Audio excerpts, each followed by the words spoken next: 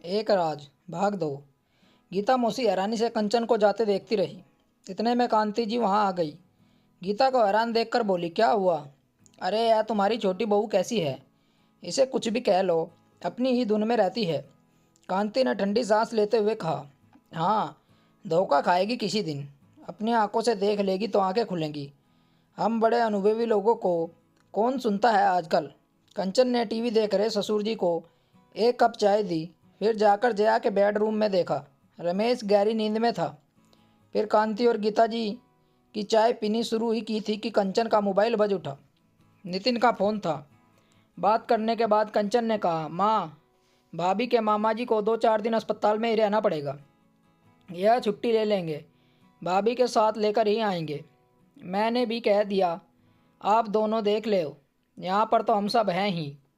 कांति ने डांटा, तुम्हें समझ क्यों नहीं आ रहा है? जो जया चाहती है नितिन वही करता है। तुमसे कहा था नितिन को उससे दूर रखो। आप चिंता न करो माँ, मैं देख लूँगी। अच्छा, चिंकी आने वाली है, मैं उसके लिए कुछ नाश्ता बना लेती हूँ। भाभी के आने तक छुट्टी ले लूँगी, जिससे घर में किसी को परेशानी न हो। दोनों को हैरान छोड़ कंचन काम में व्यस्त हो गई। नितिन और जया लौट आए थे। जया और कंचन स्नेहपूर्वक लिपट गई। अशोक ने वहाँ के हालचाल पूछ रहे थे। रमेश ने सब कुछ चुपचाप सुना, पर कुछ कहा नहीं। उनका अधिकतम समय दवाइयों के असर में सोते हुए ही बीतता था।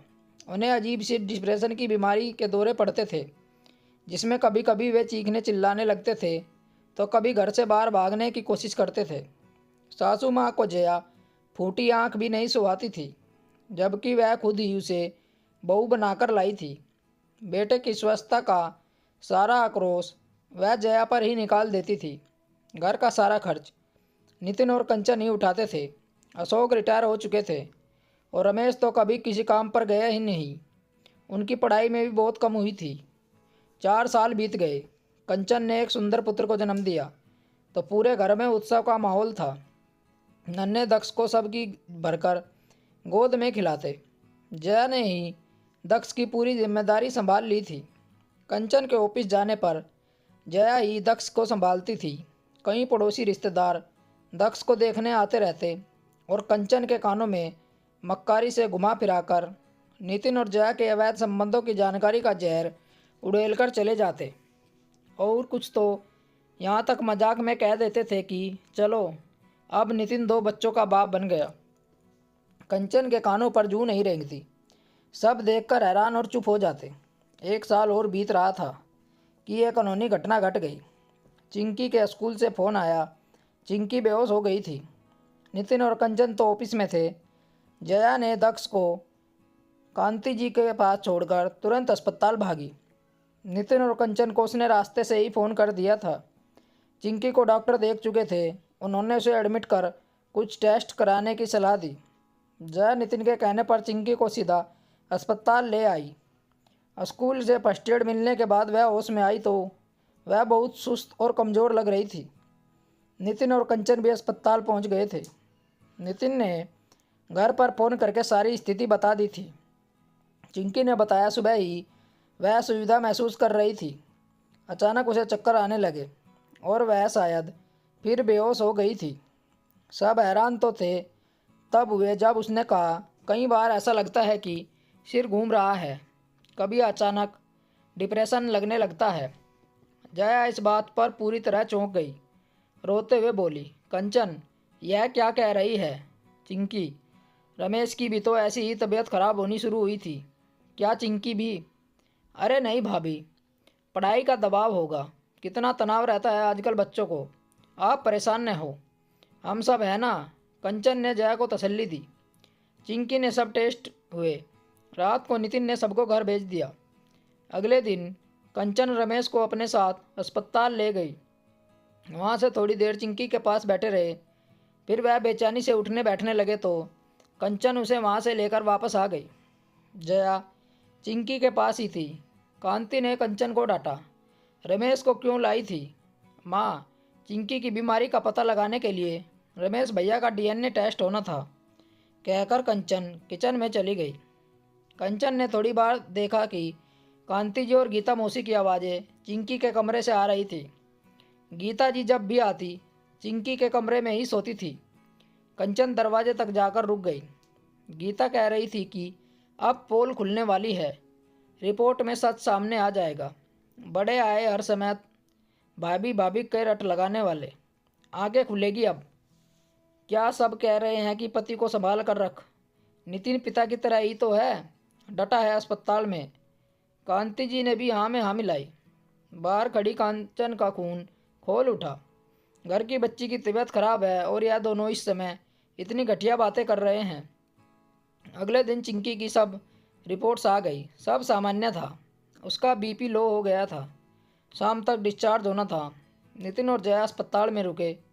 कंचन घर पहुंची तो गीता मौसी ने झूठी चिंता जताते हुए कहा, सब ठीक है ना?